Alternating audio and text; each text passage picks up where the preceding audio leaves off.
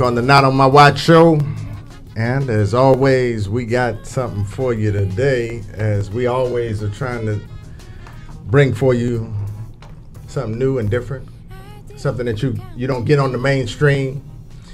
And today we're blessed to have in the studio with us, a soldier, top soldier, somebody who's been out front for a long time, back when out front wasn't as popular.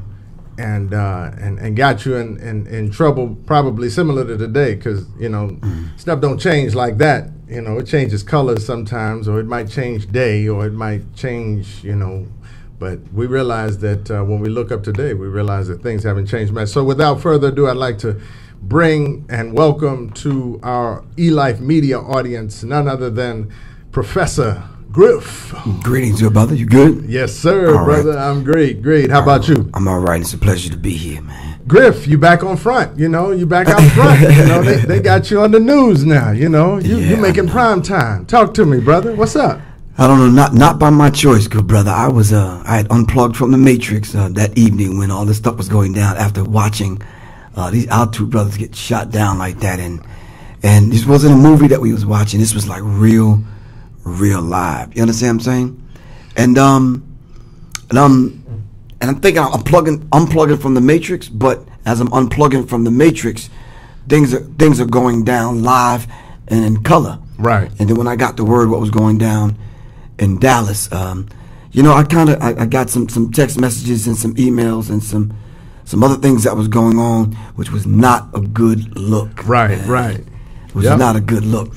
So the picture that was circulated with me and the alleged Dallas shooter was a shock to not only myself but my family and my friends and my comrades.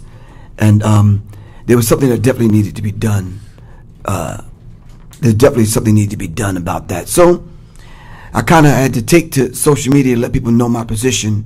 Literally, you understand what I'm saying? Right. And as I was doing that, at the same time, I was maneuvering, trying to duck them alphabet boys, man. Yeah, absolutely. Yeah, and I know it can be tough. I remember when in Washington D.C. we had the sniper, scenario, and likewise we don't know who was shooting who and all that stuff, but they pinned it on the brother, and believe it or not, in his car was my business card. Oh wow. So the 2-3 black, LTDs pull up, or whatever it is, Crown Victorias pull up in front of the restaurant, and I'm like, oh, okay, we got a dignitary coming. Let's clean up. Let's get it straight, They roll up out of there flashing badges, talking about they need to see this guy. They got my name on a piece of paper, and so I'm like, yeah, I'm here. What's up? And is there room that we can go into and talk privately? I said, nah, I think we just going to stand out front. But anyway, we had this conversation, and they were grilling and looking for any and every single opportunity to find a way to get me in that car to take me back to headquarters. I said, nah, man, y'all got the wrong guy. I said, I got thousands of business cards. I give them to thousands of people over the course of a month. Right. And you're going to tell me that one business card is going to tie me in? Well, we just need to check it all out. And da-da-da-da-da. And, they was pulling up everything. Got my driver's license. They got everything. I'm like, yeah. But so I know how that can be. And, it's like they come to you already with you being guilty. So their whole conversation with me was like, oh, I did it. I'm like, come on, man. Well, mine didn't take place that way, but kind of something similar. I got the word. My daughter had sent me the image. A few other people contacted me after that, and I had the brother that I was with take me right to my car so I could make it home. Yep. Do you understand what I'm saying? Yep. So I could prepare my spirit for having to deal with these people. Yep. Brother, by the time I got home, I think it was like 15, 20 minutes away. By the time I got home, they was already in front of the house. Yep, absolutely. You understand what I'm saying? So at that time, I had to maneuver real quick. Yeah. So I'm driving with the left hand and right hand. I'm tweeting, texting, pulling some soldiers together. Do you understand what I'm saying? To kind of figure out my next set of moves. Of course, we got to play chess with these people. Absolutely. You understand what I'm saying? We got to stay three steps ahead of them. And you got to stay with your people, because once they get you, then the story can be whatever they choose to call it. Well, Griff admits to now, being involved. And I said, well, wait a minute, we know Griff ain't do that, but now everybody in America thinks that, Right. And ain't nobody hearing your voice; they just seeing the typescript at the bottom of the screen and your image, and it's like boom. So this is what's up. Right. So what do you want to say to your audience? What is it that you want to communicate so that we clear on what happened, what went down, and what didn't go down. Well, let's just let the people know from basically across the board. The two brothers were shot, and then the rally took place unexpectedly. Just kind of Black Lives Matter organizers threw something together, and they made the protest happen in Dallas. As the protest was going down, some officers got shot and wounded, and I think 5 was killed. From that scenario, with them blaming it on 2 Caucasian gentlemen, and then the narrative changed. They blamed it on the brother, who they already confiscated his guns and figured out his guns were not fired, so they let that brother go. Right. And then they came up with the lone gunman scenario. Sure. And that is the brother that they blew up with the robot with the C4 on the end of it. And that is the brother's picture, along with my picture, that they broadcast throughout the world.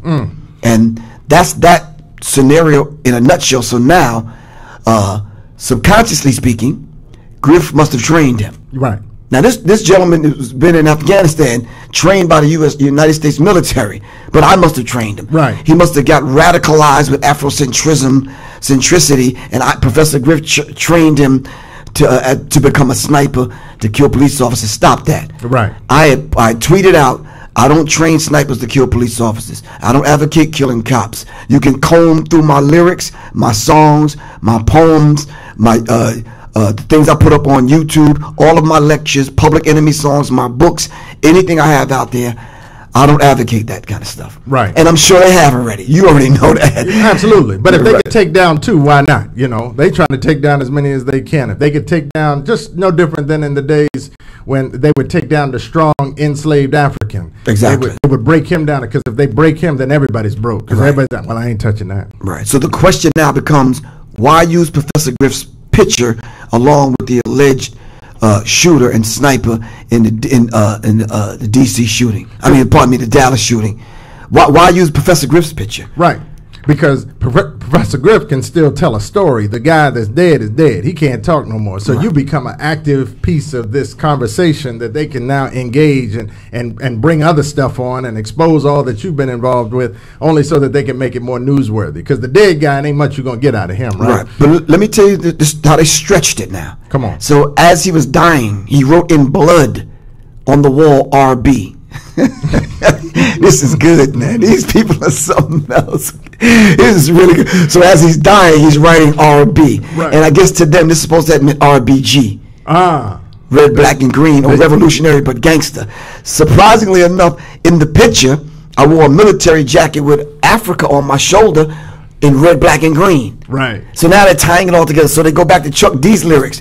Griff, get the green, black, and red in. Countdown for Armageddon. They're tying all this together now. Then they go back to Dead Prez lyrics, hip hop, and tying it in with the revolutionary but gangster. Right. And they're tying hip hop into it. And since his name was Micah Xavier Johnson, they dropped off the Johnson and just used the first initial of his middle name, which is X. So now he's a Muslim from the Nation of Islam. There you go. So now it's Micah X. They spinning this story, man. Gotcha. They're creating this narrative around this picture, and it's mind-numbing the way they operate, man. Absolutely. These people are something else, for real. Yeah. They need to be hired to write some stuff in Hollywood, man. Yeah. The way they weave this stuff together, man. Right. But what's even more interesting is the number of us that embrace it and believe it's true. And that's wwhy they can get away with it, because so many people are believing that it's true and going with it. Right. Don't believe the hype. Right. We already said that. You know what I'm saying? Just don't believe the hype. And the sad part about it, good doctor, we had the tour that we're starting.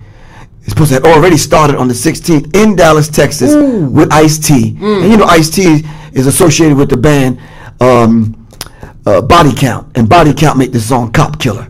Right. So they canceled the shows at the behest of the Secret Service and all the rest of the Alphabet Boys, FBI, and a few other Alphabet Boys, Yeah, that's what's up. Well, how are you at this point? I'm surviving. The people in Wilson, North Carolina took care of me. Great. The people in Tulsa, Oklahoma took care of me. The people in Brooklyn, New York took care of me. Great. And the last stop on that leg of that run I was on is here in DC, Capitol Heights, the DMV area. And the brothers and sisters came out to the press conference and the brothers and sisters surrounded me and took care of me. There was an interesting brother that stood up with me in Brooklyn, Michael Graves, and I got to shout out that brother, and Pam Africa. But Michael Graves stood strong as the representative of the 100 black police officers to let them know that this is the wrong brother y'all messing with, for real. Yep, that's what's up. And the things that you're involved in, now you're on a tour. Tell us about your tour. What are you doing with this? Well, the tour was supposed to start with the Art of Rap tour with Public Enemy, Mobb Deep, Naughty by Nature, MC Lyte, and a few other old school artists. The tour didn't even kick off yet. Sad but true, it was supposed to start in Dallas on the 16th, and it never happened because I guess, the insurance went up, the promoter was threatened, and they canceled the first 2 dates. But my book Symbology is coming out as soon as I can slow down and sit down and get back at the computer to make it happen. Right. But Symbology is just dealing with symbols, signs, and symbols that we see every single day, kind of decoding them. It's a part 2 of my book, The Psychological Covert War on Hip Hop, dealing with signs and symbols, which I've talked to you about that before in reference to the music industry. Yeah. And what's up with this whole Black Lives Matter? What's your take on this? What do we need to do? What do we need to stop doing? And what's the relevance? Well, I think those of us that have already been active on the front lines doing the work, and the young people in the Black Lives Matter movement, probably had to take notes from what the brothers did in the turbulent 60s, what we did in the 80s, and what we continue to do now, 2000 and beyond. But the strange thing about that is the Black Lives Matter movement is financed by George Soros, and he's one of them other kind of characters that financed Barack Obama. We need to be awake and aware of what that means as far as what's going on behind the scenes. I'm talking about the hidden hand now. Right. Because if you see Black Lives Matter movement moving in a certain direction, we have to keep in mind that oftentimes they finance controlled opposition. Right. So if someone is opposing Black Lives Matter movements, plural, then they automatically have controlled opposition. Man. They have controlled opposition that's already paid. When I say paid, I'm talking about placards are paid for, the route is paid for, the occasional selfie with the president is paid for. Yep. They already got the high level clearance and these kind of things. They're going to get prominent front page press. They're going to be on CNN, and we're not going to get that as real revolutionaries. So the whole thing has been choreographed. Exactly. And they know what the script is, so they know what to say when they get on television, and they don't violate the script, or otherwise the show gets canceled, or they bring somebody else in to do what they exactly. But now you hear what you just said. If that is the case with the shootings in Dallas, and it was scripted, right? How did the brother know to fall into the script? Right. To be at that place at that particular time. Something is really, really, truly up with that. And I'm going to be honest with you, bro. To be able at night with a high-powered rifle to be able to pick off just police officers, you got to be good. That's right. Really good. Just like the Pulse nightclub in Orlando, Florida. At night in a club, lights, dark, you shooting 50 people? Come on, man. Right. That's hard for me to wrap my brain around. Right. Me and Dick Gregory talked about that, and that's difficult, man. Yeah. That's difficult to do. Even for the most well-trained. While you're on the move, in a club, in and out of bathrooms, in and out of different parts of the club, you murking 50 people, laying 50 people down? Come on, that's difficult to do. The people inside said the people didn't start dying until SWAT showed up. So did they check the bodies to determine which bullet was in? The ballistics and the forensics could have told us that. Yeah. But that didn't get reported on yet. They no, didn't reveal that. No, they're not going to give that report. Yeah, they don't want to do that. Even if we requested, they're not giving that one. They're pulling bullets out of bodies. You can match it up with what gun. That's right. That's easy to do. Yep. But they're not going to give us that data. Nah. Because if they give us that data, then we'll realize that they was the one that killed, 45 of the 50 that was killed, and this guy, if this guy existed in the first place, right?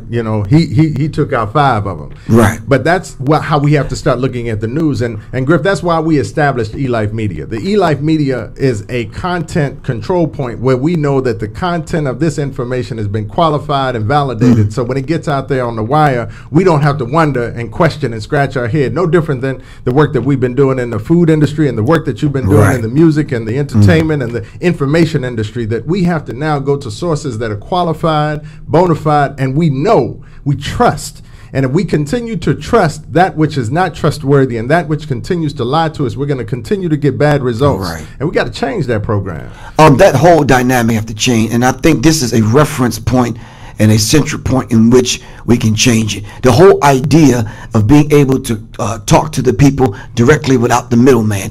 You see, now if we broke for a commercial, for a cigarette commercial or a beer commercial or a condom commercial or to announce some sports or something, then it's like, okay, come on. You understand what I'm saying? Right. He who pays the piper normally calls the tune. That's what's up. And if this is about life, living in fear of extinction, then we have to, you understand what I'm saying?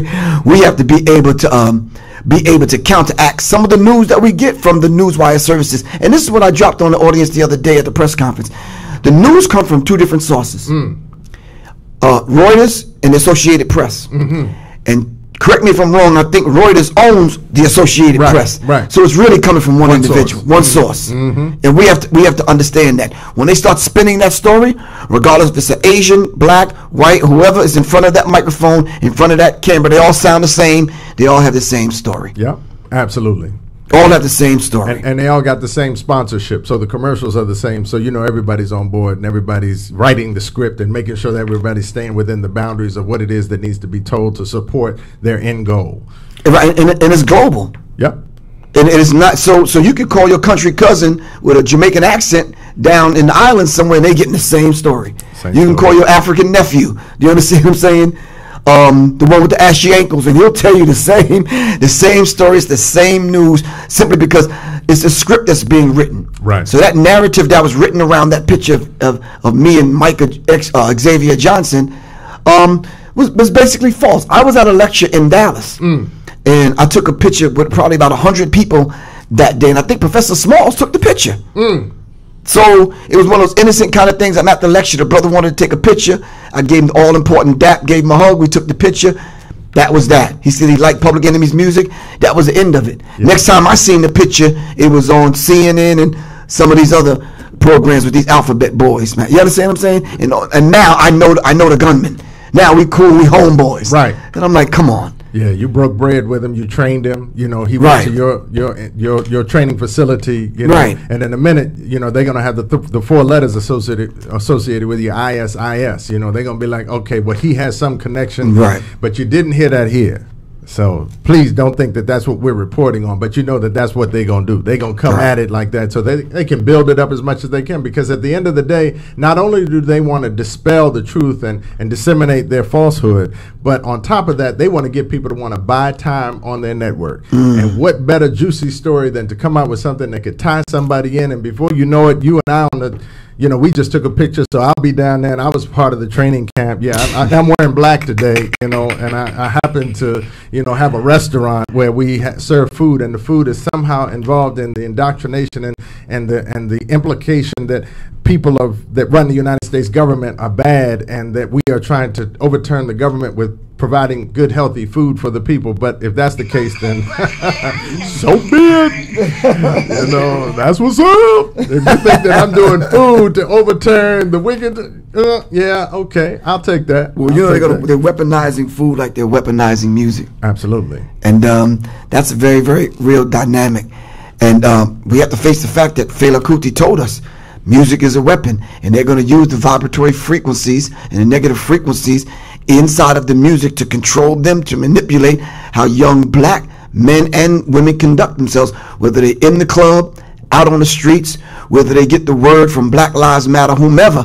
By the time they take to the streets, they're controlled. Yeah. Do you understand what I'm saying?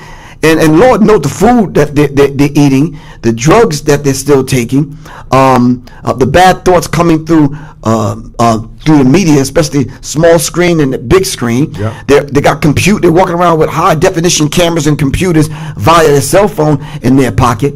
Them low level frequencies that's bombarding them, their brain and their energy centers every single day. And let me tell you something. Young people are fixated. Everywhere I go, they're looking down, swiping on their phones. That's right. Right. And a lot of times it's caused cognitive dissonance. Yes. And let me tell you something. These opposing thoughts cannot occupy the same space. One's going to take precedence over the other. That's it. Plain and simple. And you know, young people nowadays, they're talking 140 characters. That's it. They don't speak past 140 characters because that's Twitter for you. Yep. Like Twitterhits, they fall into that particular dynamic for real. They locked in. It's like working on your phone, and you get accustomed to the keyboard on your phone. Then you get on a computer. I was just working with the sister over there on the computer, and I was like, "Where's the @ sign?" Because I'm waiting for it to show up on my phone. You know where it does. It ain't there no more. It's up here on the keyboard where it used to be. Right. Exactly. But I want to talk about the food for a minute, because when I was looking at the news and I'm seeing, okay, bam, another brother got shot on the street. I said, well, let's do the statistics and look at how many people died in Dallas, or how many people died in Missouri, or how many people died in Minneapolis, or wherever it is, how many people died from diabetes, high blood pressure, heart disease. At some point, it becomes this becomes a subterfuge. They're trying to cause us to be distracted by what's going on here with this one incident, while 50, 60, 150, whatever, are dying in the same city, but we want you all to focus on over here. But we got 500 funerals that we got scheduled the same day, because we got y'all attention over here. So you're absolutely right. Food has been and is being used as a weapon, and we going to sleep on it thinking it's cool, and we're spending our money to go get food that's destroying our health, and now everybody in our community is okay with getting sick and dying. Like, that's a natural phenomenon. Well, he got sick and he died. Whatever happened to getting old and died? Nobody gets old anymore. They get sick and die.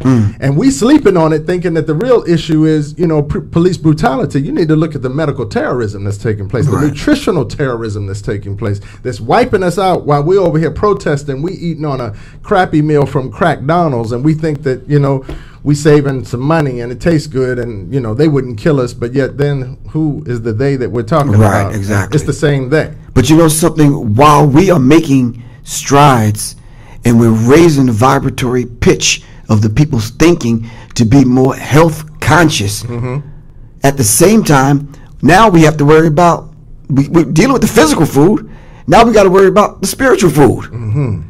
Absolutely. You understand what I'm saying? So we're making strides over here, and they putting pressure over here. Let me tell you something. They have teams that work around the clock. If you move from in front of the TV, getting a daily dose of that negative information, sending you to McDevil's and Murder King and Drunken Donuts and some of these other places, by the time you neutralize that and you're eating healthy now you got to worry about the spiritual food. Yep. And then the daily dose of what they're feeding you through the media as far as these negative images, which affects us even more. Right. Because 90% of all communication is nonverbal. Let me tell you a technique that I do sometimes. Come on with it. I watch the news with the volume down. It shuts down part of your brain where you only watching instead of listening and watching. Like back in the day when you used to listen to the radio, it was no visual. Right. So you had to hear it, right? And once you heard it, you formulated an image in your mind of what that individual was talking about. Right. So imagine doing the opposite. And where I got this technique from is sometimes I'm traveling in the airport, the volume is down. You can't hear it anyway because the announcements at the airport. Right. Find out what gate you at, whether there's a gate change. So normally you're watching TV instead of listening. And some of the stuff that comes across the screen, I shake my head. I'm like, wow, these people in these images, they're bombarding you and they're attacking your energy centers, and it's affecting you the same way, as if you was listening and watching. That's right. Some of the images, for example, if you was to watch the last 8 brothers dying on TV, on CNN, and they'll warn you, we want to warn the listening audience or the people that are watching this, some of the scenes can be graphic, and you're showing a brother getting choked to death. You're showing Mike Brown's body laying out there for 4 hours, rotting away in the sun, bleeding out. They will never do that to their own. No. If 5 officers got shot in Dallas, we didn't see one of them. Right. We didn't see any explosions. Right. Because how come they don't do that to their own? You see a psychological warfare going on, and they're manipulating the minds of the masses of the people to condition the people to make us numb, to get used to seeing black bodies with blood spilling out in the street. Right. Or it's going to have the adverse effect. It's going to affect us in such a way we're going to get so petrified and paranoid that we don't leave our homes. Right. Right. That's the playground now for martial law. That's it. Now, what's going to happen with the food once they institute martial law? They're controlling the food, and now they're telling us that there's going to be more control over the food as we're seeing more legislation going into effect where we need to control this because we don't know where our next threat is coming. Meanwhile, you the threat, cousin, you the threat. You the reason why everybody's suffering like this. Right. But again, They're using it to distract us. So we're distracted. We just, they wouldn't do this to, that's why I'm always challenged. I tell people the next time you go, and I got a couple of different names, Griff. I call it Crack Donald's, Murder King, Taco Hell, Wind Disease, Chokers, Bow Strangles, the International House of Pulmonary Heart Disease, and the Calculated Feminization of Our Community, otherwise known as KFC. But I say, when you're in those places, look around. Look around. Right. Who's in there with you? Check it out. Okay, great. Are those the people that you hang out with for real? Wow. Is that the vibrational frequency that you really are accustomed to, doing your thing with? And most times we say, nah, that ain't it. That ain't it. So if that's not it, maybe you need to check yourself. Right. Because, like they say, you're only as rich as your 10 closest friends, right? Or what you're doing in your mind has everything to do with your 10 closest friends. Well, likewise, you're only as healthy, or you're only eating as consciously as the 10 closest people around you. And you look around, and you're like, well, what disease you got? Diabetes, high blood pressure, prostate cancer, breast cancer, the list goes on. And you realize that, you on your way. You right there with the group. You vibrating at that frequency, so it ain't but a matter of time. Right. So what's next on the horizon, Griff? What you doing? What you working on? Well, right now, I'm in the throes of taking on a project with a friend of mine, Khalid El Hakim, and the project is entitled Artifactual. Artifactual is a documentary film based on the artifacts that Khalid has been collecting for the last 25 years. He's collected 7,000 artifacts. Wow. I've been traveling with him for 10 years. And I say that real slow because them brutal winters, man, during Black Mystery Month is killing me, man. Right. We started out in Detroit in the parking lot, man, of a middle school in a trailer. I don't know if y'all been to Detroit in the winter. Yep. It's brutal. Yep. So for the last 10 years, I've been rolling with this brother, educating students about the importance of collecting these artifacts and basically telling our story. Our story needs to be told to us, by us. Yes. And we tell them via the artifacts. So can you imagine coming and you're seeing 200 or 300 artifacts in a lunchroom on 15 tables, and you're walking down and you're seeing everything from slavery to hip-hop? We're seeing a Klansman's hood. You're seeing shackles that actually went around our people's throats and feet and wrists, our ankles and wrists. Actual shackles. One sister in Tulsa, Oklahoma recently basically was like, something, can I try them on? I'm like, sis, are you sure? She says, no, I want to know what it felt like for our people to carry this around for half the day. She put them on and tears ran down her face. That's because she says she can't even imagine that this being around your throat for half the day. Right. Do you understand what I'm saying? Right. So the people in Tulsa, Oklahoma, as the elderly people came, and the older people came, they started telling the truth about what happened in Tulsa. You realize in Tulsa, Oklahoma, after Black Wall Street was bombed and set ablaze, 5 years after that, they started rebuilding. Once they start rebuilding, that's when white people kept everything really, really, really quiet. And then remember the concept urban renewal? Right. Urban renewal came in and took over. After urban renewal, it was gentrification. Yep. Then after gentrification, it was regentrification. Right. And now it's zoning and a few other things, clever names that they have for it now. In the midst of all of that, they started building these communities that was gated. They called them gated communities. Right. And we tried to figure out whether they're trying to keep us in or lock some other people out. Right. Are you following me? Right. So the people in Tulsa, Oklahoma started telling the true story and how they slowly started taking all the businesses back doing these particular projects with these clever names, and now they brought them down to moving black people and giving them vouchers to kind of move out of the center of the city. And if you go there now, none of the businesses exist. They got plaques on the sidewalks where the businesses used to be. 300 businesses. Wow. Well, the maybe good thing, maybe not, is that now they figured out how to do it without dropping a bomb. So now they don't drop bombs in Washington, D.C. They just figure out how to legislate, how to adjust the tax and all the other financial matters, and then they drive the people out. They get them sick, of course. They sick and dying, so they rolling out. They don't encourage them to do any type of financial planning. So there's no money left. So you got to sell the house to the guy that just happens to come up to the house after grandmama dies or mama dies, and here it is. He's got less than 1/10 of what the house is worth, but because you broke and you ain't got no way to bury grandma, you got to go ahead and take that money, because how we gonna do this otherwise? So you take that, now you get rid of a $1.5 million house for $150,000, and you smiling, grinning in your Cadillac because you got a little something for a minute, but you done lost legacy wealth that grandma and grandpa was preparing. They were setting that up so that you could have that wealth and that you could do something with it. Right. So I mean that's happening all over America. It's happening in Africa, brother. You got to look up, and you probably know about it, Namibia. What they are doing, so the Germans went in there and killed all those Namibians. So now what's happening in Namibia is the price of houses in Namibia can parallel sometimes the prices of the houses in the United States of America. Wow. So you can imagine the folk that's been making money off of a little bit of corn or a little bit of whatever they were selling. Now all of a sudden, now they got to come up with $75,000, $150,000 for a house. They're like, what? Wow. What?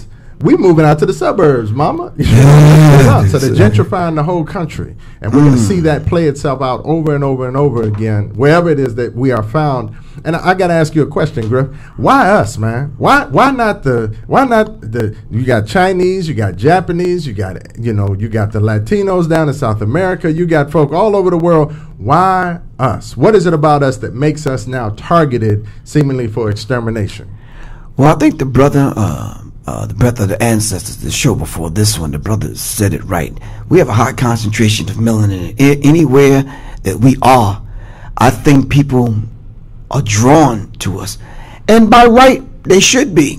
We keep this thing going. You understand what I'm saying? Yep. They keep the finger on the pulse of black people. Right. I don't care if it's culture, music, how we eat, where we live, who we are, how we connected to everything natural. I've seen more white women wearing their hair natural hairstyles like they sisters. You understand what I'm saying? Right. And that's a very real dynamic. All of those reasons, plus the fact that I think they want to be able to. I think Elijah Muhammad said they want to be able to sneak into the hereafter. Right. There's no other way to be on this planet having a relationship. I mean, hear me well. Having a relationship with the sun. Right. Which we do, and you know that because of the food industry. Absolutely. Having a relationship with the earth. Yep. Everything natural looks like you and I. Mm-hmm. Do you understand what I'm saying? Right. Everything that we need to pull on reminds them of black people, so they have to be able to dominate, control, and if not, they'll just totally do away with it. These people will not let us control our own destiny, and before we get a part of this and a piece of this that we can call our own to carve out for ourselves, they'll destroy it. Mm-hmm. You understand what I'm saying? Yep. Ted, what's his name? Szynski, the Unabomber. And any other person in that vein, even after him, they say when they went to go get him, they wanted to secure him, arrest him, and then they had to send in robots to see if his place was rigged for explosives. That just goes to show you their mindset. You understand what I'm saying? Before they let you have it, they'll try to destroy the planet. Oh, absolutely. And they're already looking at Mars and other places where they can live. They got some real estate agents up on Mars right now I'm serious, man. This is how they operate. This is how they move. I mean, I'm sure in Atlanta, they came in and all like you just gave us a story, all of those old houses that they done left the Peanut and Man and Twan in them. Yep. That they don't know what to do with. Yep. They come and they're confiscating all of that property, and they're taking the inner cities back, man. Absolutely. And we reflect on it, and again, wondering why us. That question continues to be on the front of my mind. As what is it about the people of color? Now we've been damaged to such an extreme extent. We don't even vibrate like we used to. When you think about the capability, they talked about people that used to fly and people that could build pyramids that they still can't build with all of the mechanics and all of the capability and machinery that they got now. They still can't build one of the pyramids that we built, and we built those as slaves. We didn't build those. We built those as slaves, so we have That's to our look part-time job. Right. Under duress, built it. Right. And we look up today, and they can't do that, with all of the freedom and capability and technology that they got. They still can't do it. They don't want us to ever recover our consciousness. And I was listening to a young lady who talked about the third eye. And she was talking about, as long as I keep a person stressed, they'll never be able to tap into the energy or be able to see the vision through the third eye, because the stress level is so high. The cortisol is flowing through the blood veins. They can't even find the freedom or the space or the peace in order to be able to open up the third eye so the third eye can see anything. So most of us don't open it up, not because it's not there and not because the capability doesn't exist, but we're so stressed continually. We're stressed continually. If it's not the news, if it's the finances, it's the job, it's the family, it's relationships. We got so much drama going around it. It ain't a moment that we ain't got drama. Griff, you and I could talk on the show today for the next 5-6 days about drama that exists in our community and how do we respond? Because I think you hit on the point, and that is, there's no stone left unturned. He's covered all bases. It ain't no room left for us to find some solace and some peace and relax and chill out. No. Every place that we thought we could, it's gone now. Right. And I think to keep us off balance, and you just hit on it. They have to keep you broke. Yep. Operating from paycheck to paycheck, because you have a job just over broke. Yep. They have to keep the mental stress on you. They have to keep the negative images coming at you, but at the same time always feeding you the positive white images, just to balance things out. Right. To keep you when you do reach for a savior, you're not reaching from within, which is a concept that we created called Up South. When we never looked up out of Africa, we always looked into the interior of Africa for our solutions. Yep. Now we're reaching out of Africa to someone else to solve the particular solution to a problem he created. He created it. He created the problem. Yep. And then when we go to reach for someone to help solve the problem, we reach for him. Right. And make the real solution, one key piece in this chess match is they make the real solution repulsive to the point where that's crazy. Like the people that come to me and they say, I got high blood pressure, diabetes, heart disease, cancer. I got my left leg cut off. My right leg's about to get cut off because, there's no circulation in it. Doc, what can I do? I said, you need to start by eating healthy. You got to be out your mind. Yeah, they'll attack you. Yeah, you want me to eat? You want me to no longer eat fried chicken and ham hocks? Right. And baby back ribs? Brother, you got to be out your mind. I'd rather be dead.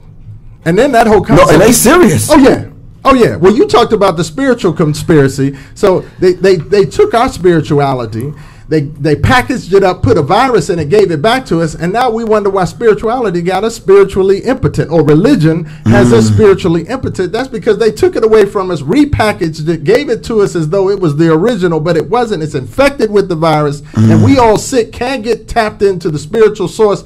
But again, echoing your words, why would the source of your problem give you the channel through which you can get up out of the problem? Nah, he ain't gonna do that. Right. And I think it starts early on. Sure. That education should be taught in the home. Right.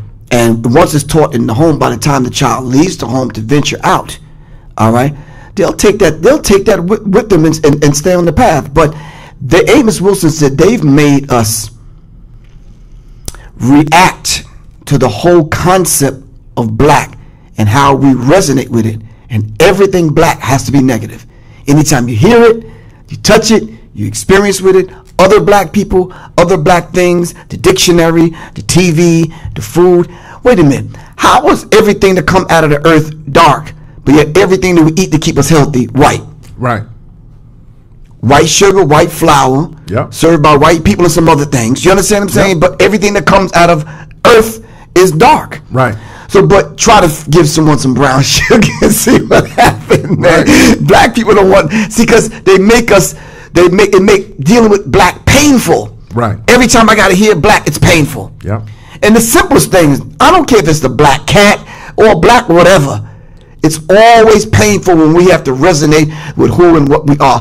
Knowing and understanding, they know, dealing with signs and symbols now, and this is what I put in my new book. They know that everything dark is rich, it's healthier, it's more valuable, Yep. Everything coming out of the earth. But they know that. This is why everyone in authority, as Dr. Francis Chris Welsing teaches, everyone in authority wears a dark uniform, right, simulating the dark skin. Mm-hmm. Police officers, judges, did I say cops, and a few other people, SWAT, and all these people in authority wear dark uniform because they understand the significance behind that. Yeah. All of the gods in all of the civilizations used to be black. Mm. Eugene Adams teaches that in his book, Africans in Asia. Going throughout Asian civilizations, and at the core of the Asian civilizations are black gods. Mm. How did they flip that around to the point now in America where God ends up being white, and anything associated with evil, be it demons or the devil, is always dark? And then they spin it and say that the devil's really red with some pantyhose on, with little red pantyhose on and a pitchfork, jugging you all day in a lake of fire under the earth somewhere. Stop that. Right. Stop. Right. So anything dark that we have to resonate with and deal with, it's always negative. That's right. And this stays wedged into the subconscious mind. So even with food. Yep. Someone gave me was it red velvet cake? Mm-hmm. And a lot of times even the names of the food can throw you off. When we talk about angel foods, right? You always resonate with the. No, I'm serious. That may be an old slogan. We've heard it before, but realistically, this generation should know better, but they don't. No, they truly don't. I asked one of the brothers in the Nation of Islam. I said, brother, I'd like to get that bean pie from you, but can you make it without the white flour, the white sugar, and the white milk and the butter?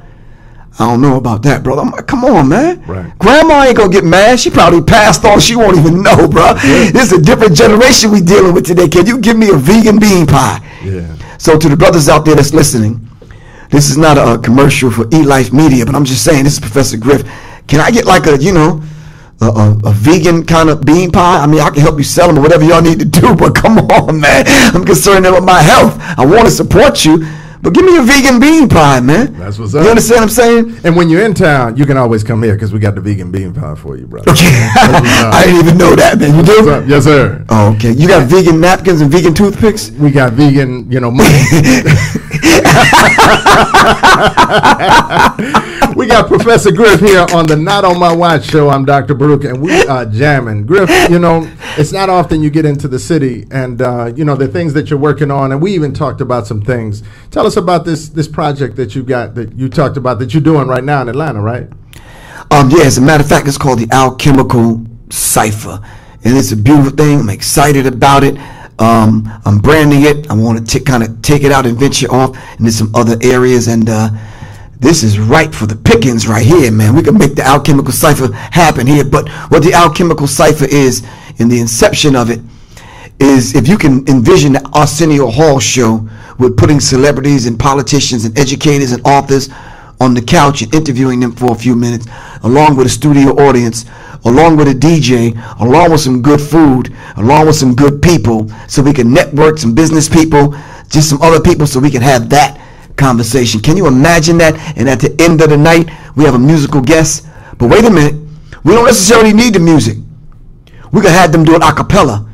And that aspect comes from one of my books called The Acapella Revolution. Do you understand what I'm saying? Because what better way to communicate with just using the voice as that instrument? Yep. In the three major religions, one religion used the ram horn to call the faithful to prayer. One religion uses the bell, which is the church bell, to call the faithful to prayer. And that other major religion uses the voice, which is the adhan, to call the people to prayer. Why not an a cappella revolution? Yep. If the vibratory frequency of the music is being manipulated by those who control the music and got our people in a frenzy, why not go back and do it a cappella? Yep. To create a cappella revolution? And revolution is complete, constructive, conscious, cosmic change. All of this wrapped up in one package called the Alchemical Cipher. And as you well know, alchemy is the science of turning base lead into gold. And that's what we want to do with the human being. Yep. We want to bring the human being through these doors, all right, and have them experience the alchemical cipher, and we want to be able to turn that human being into the god and goddess that we know that they are. That's alchemy. That's a high form of alchemy. That's all. That's what's up. That's what's up. We can't wait, brother. It's already done. Let's make it happen. We got the spot, we got the food, we got the energy. You know, you bring what you bring and bring on the guests in, and we set it up, man. Man. You know, but we know what we're going to do. We're going to put the word out, Yep. and we're going to contact some of these musicians Okay. that still have their instruments, Yep. that you don't have to plug in. Right. You could just, some congas, Yep. you understand what I'm saying? Acoustic guitar, Yep.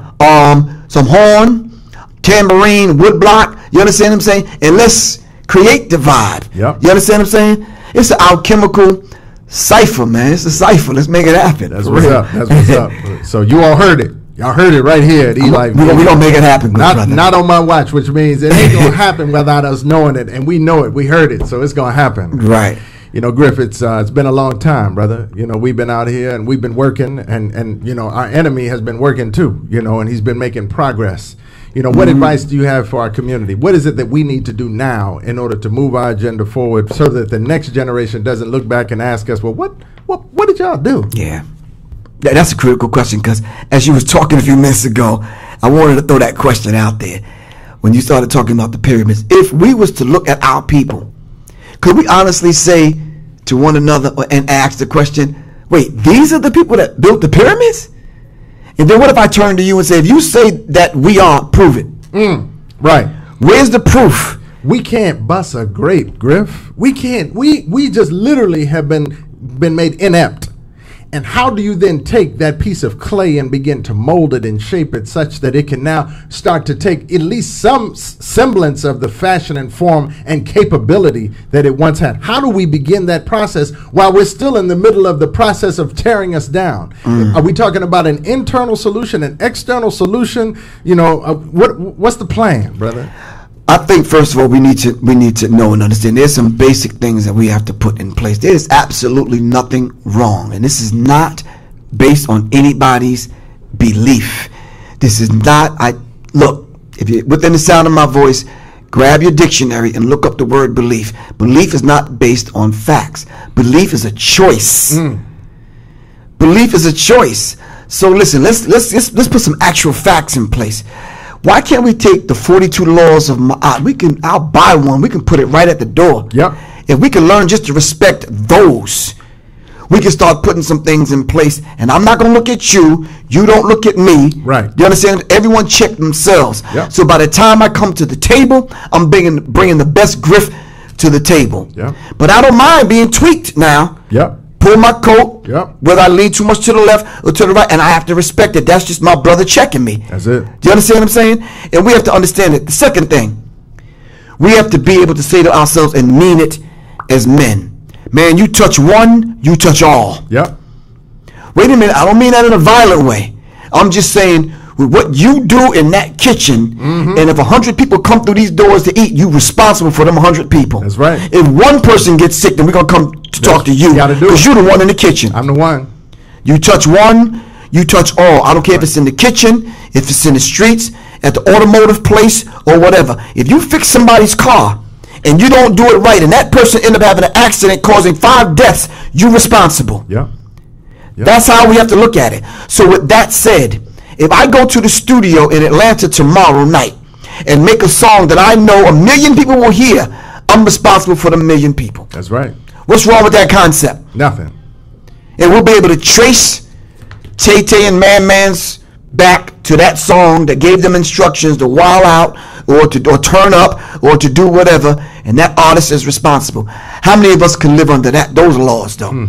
Those are divine laws that you ain't got to believe in. They're going to happen anyway. Listen, that sun out there is going to come up regardless. That's right. Whether it's clouds, chemtrails, or whatever's going on, that sun is going to come up. You ain't got to believe in the sun. Right. It's going to do what it's supposed to do anyway. So it is with the stomach. It's involuntary muscle. Whatever you put in it, it's going to work. You understand what I'm saying? Yep. But we got to be responsible for what we put in it. Got to. And that's real. We have to be accountable. Got to. I have to be accountable for every lyric, every vibration in the song, every word coming across the sacred airwaves. I got to be responsible. You invite me, I can't come to this microphone and say any old thing off the top of my dome. Right. I got to be responsible. Right. To self, to the God, to creator, to you, your station, your brand, and the people that listen to you. Yeah. This is very real. Yes, sir. Do you understand what I'm saying? And we have to take responsibility not only for the self, but for one another. Right. And don't be afraid to do that. You understand what I'm saying? Plain and simple. Last but not least, any brother or sister that I meet, I got to know and understand that I'm looking at God having a human experience call you. Yep. So the divinity in me salutes the divinity in you. With that said, you won't feed me bad food. Right. You won't sell me drugs. You won't shoot me. Do you understand what I'm saying? Right. Because we have a high level of respect for one another because we see God and the essence of the Creator. You know, everything divine in nature is in us. Yeah. You understand what I'm saying? As above, so below. As within, so without. Yep. The sister was showing me some of her photography, and I'm looking at the picture that she took of the lake. That's a reflection. All right. And the reflection simply means as above, so below, as within, so without. Mm-hmm. What you're seeing on the surface of me reflects what's in me. Yeah. You understand what I'm saying? And this is real. Sometimes before people walk through the door, we already know them. Yeah.